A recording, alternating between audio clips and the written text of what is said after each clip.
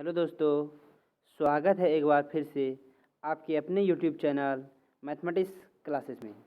तो आज हम लोग क्लास 12 इंटर के जो परीक्षा 2023 में होने वाला है दोस्तों, उसका हिंदी सब्जेक्ट का चैप्टर नंबर 3 संपूर्ण क्रांति का जो एक प्रकार का दोस्तों भाषण है, उसका मैं 40+ इसमें 40 ही नहीं है दोस्तों, 40+ MCQs जो VVI ऑब्जेक्टिव हैं, जो एग्ज़ाम्स के दृष्टि से बहुत ही ज़्यादा इम्पोर्टेंट है, जो और बहुत सारे एग्ज़ाम्स के पीछे पीछे पूछे भी गए हैं। आपको PYQ में मिल जाएंगे सब क्वेश्चंस। तो चलिए क्लास को स्टार्ट करते हैं।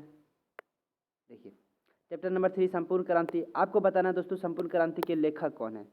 संपूर्ण क्रांति के लेखक कौन है तो आप लोग जानते हैं। इसका ट्रिक मैंने क्या बताया है आप लोगों को कि जहाँ क्रांति होगा वहाँ पे नारा जरूर लगाएगा दोस्तों। तो इसका आंसर हो जाएगा दोस्तों जय प्रकाश नारायण। इसका आंसर क्या हो जाएगा दोस्तों जय Prakash Narayan.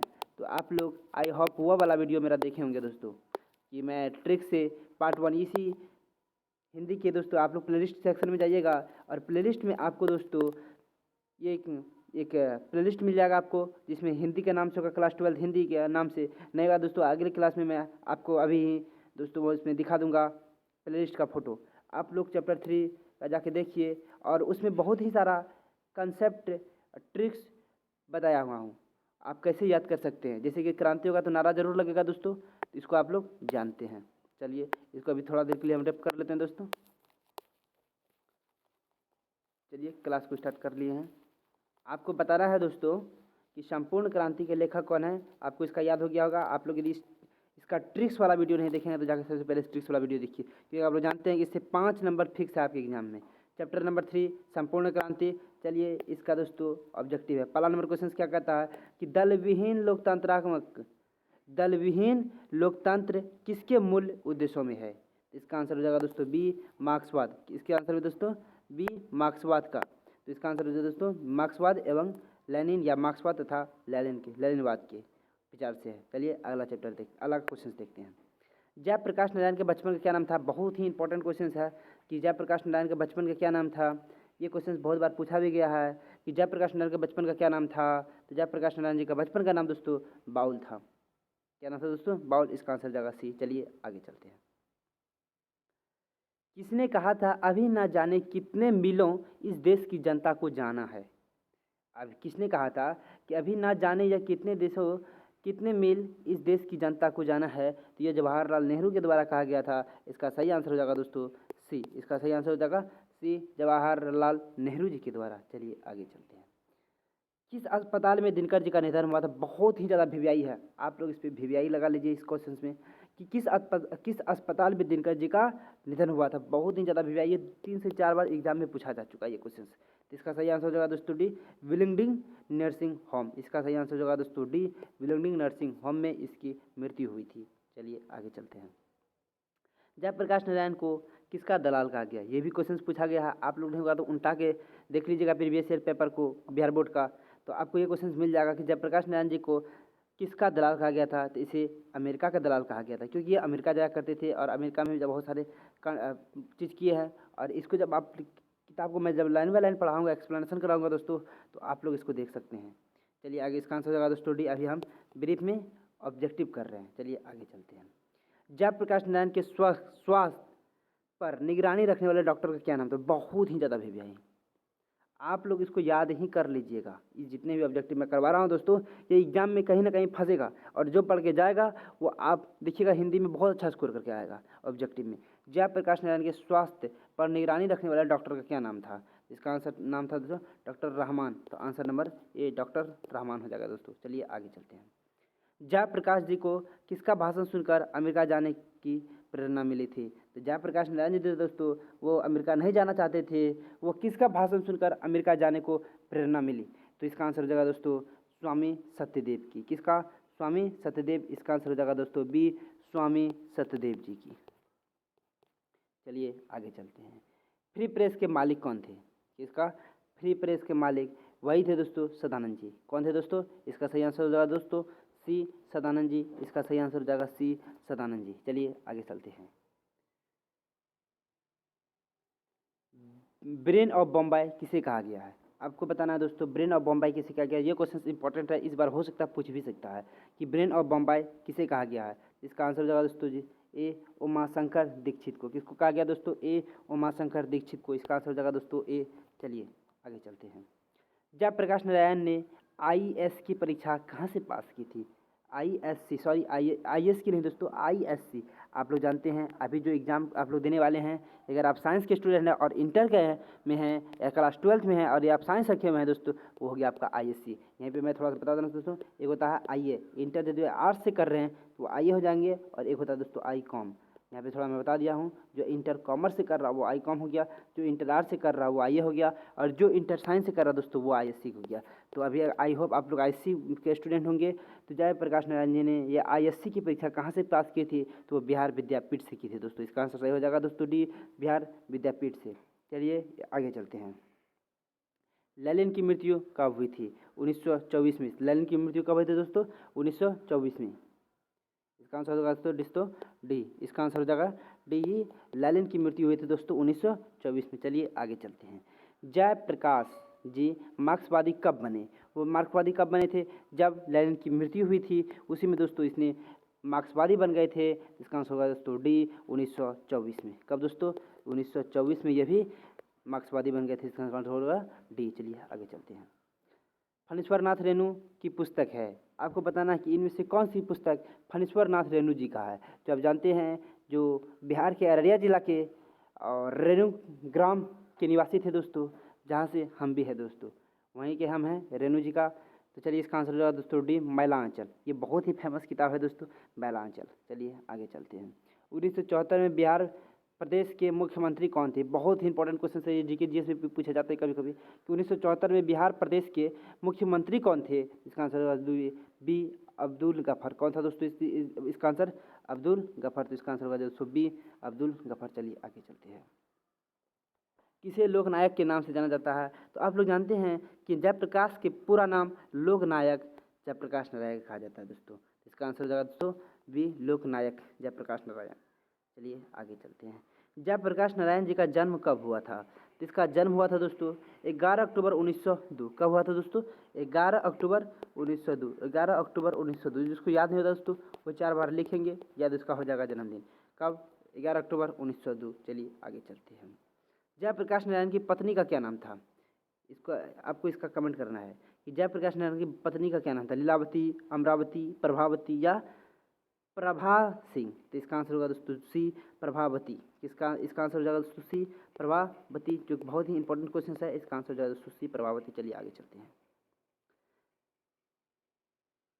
रिस्ट्रक्शंस of Indian polity किसकी रचना है? रिस्ट्रक्शंस ऑफ इंडियन पॉलिटी किसकी रचना है दोस्तों? तो आपको कमेंट करना है कि रिस्ट्रक्शंस ऑफ इंडियन पॉलिटी किसकी रचना है? जयप्रकाश जी की। ये इंपॉर्टेंट क्वेश्चन है, इसको याद कर लीजिएगा। ये जगह दोस्तों डी, जयप्रकाश नारायण जी का बुक का नाम है या फिर रचना की नाम है दोस्तों रिस्ट्रक्शंस ऑफ इंडियन पॉलिटी। चलिए आगे चलते हैं। प्रजा सोशलिस्ट पार्टी का गठन कब हुआ था? ये भी क्वेश्चन जब हम एग्जाम देते दोस्तों तभी पूछा गया था कि प्रजा सोशलिस्ट पार्टी का गठन कब हुआ था। इसका आंसर होगा दोस्तों ए, 1952 में। कब हुआ था दोस्तों? ए, 1952 में दोस्तों, आपको याद कर लेना है। चलिए आगे चलते हैं। जयप्रकाश नारायण को भारत रत्न की उपाधि दी गई, कब दी गई थी? 1998 में दोस्तों। इसका आंसर हो जाएगा दोस्तों बी, 1998 में। चलिए आगे चलते हैं। जयप्रकाश नारायण को भारत की जनता किस नाम से याद करती है?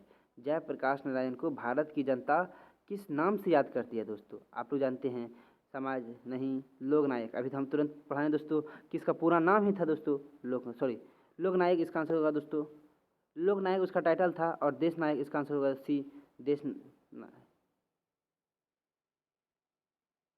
अरे यार थोड़ा गलत मेंटिंग हो गया है दोस्तों, आप लोग टेंशन नहीं लीजिए इसका। इसका आंसर हो जाएगा दोस्तों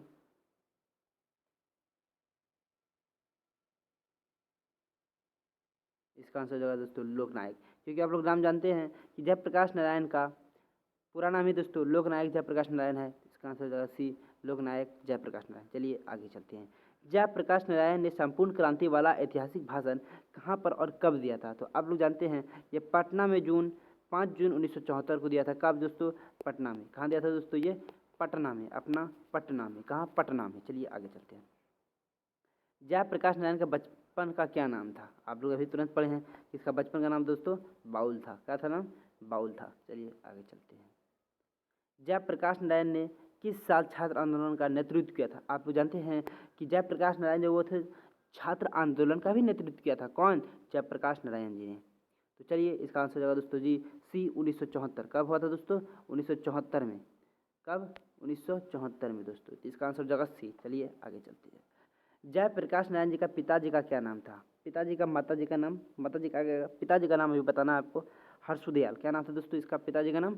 हर्षुदयाल। जब आप लेखक परिचय पढ़ाएंगे हमको, जब हम आपको लेखक परिचय पढ़ाएंगे दोस्तों, तो सारे लेखक का परिचय पढ़ाएंगे, उसका क्या बुक है, उसके माता का नाम, उसका पिता का नाम, जितना भी वगैरह वगैरह जितना भी चीज़ है वो सब पढ़ाएंगे। तो यहाँ है दोस्तों हर्षुदयाल, इसका अभी तक फिलहाल आप याद रख लीजिए हर्षुदयाल है। चलिए आगे चलते हैं। जयप्रकाश नारायण रचित पाठ का क्या नाम है? जयप्रकाश द्वारा रचित पाठ का आप लोग जानते हैं, इसका आंसर हो जाएगा दोस्तों सी संपूर्ण क्रांति।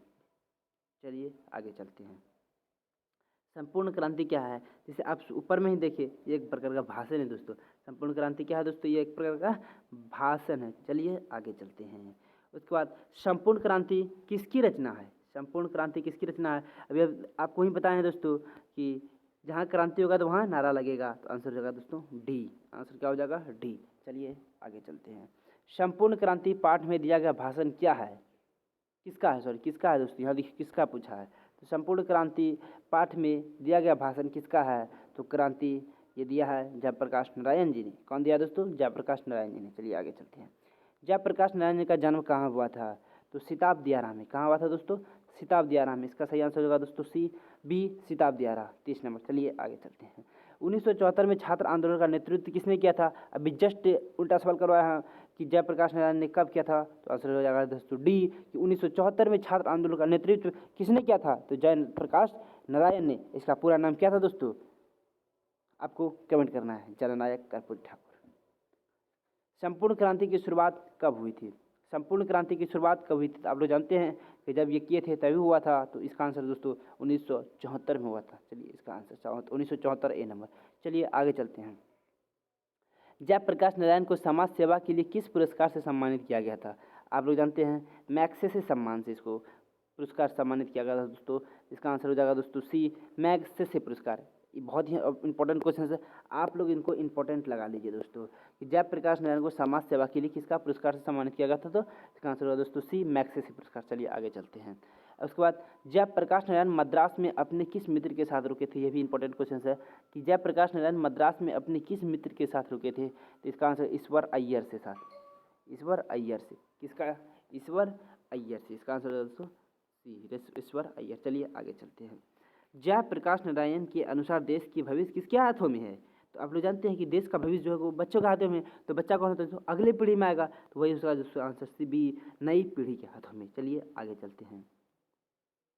दिनकर जी को किसके घर पर दिल का दौरा पड़ा था? ये बहुत ही ज़्यादा इंपॉर्टेंट क्वेश्चन है दोस्तों कि दिनकर जी को किसके घरों पर दिल का दौरा पड़ा था?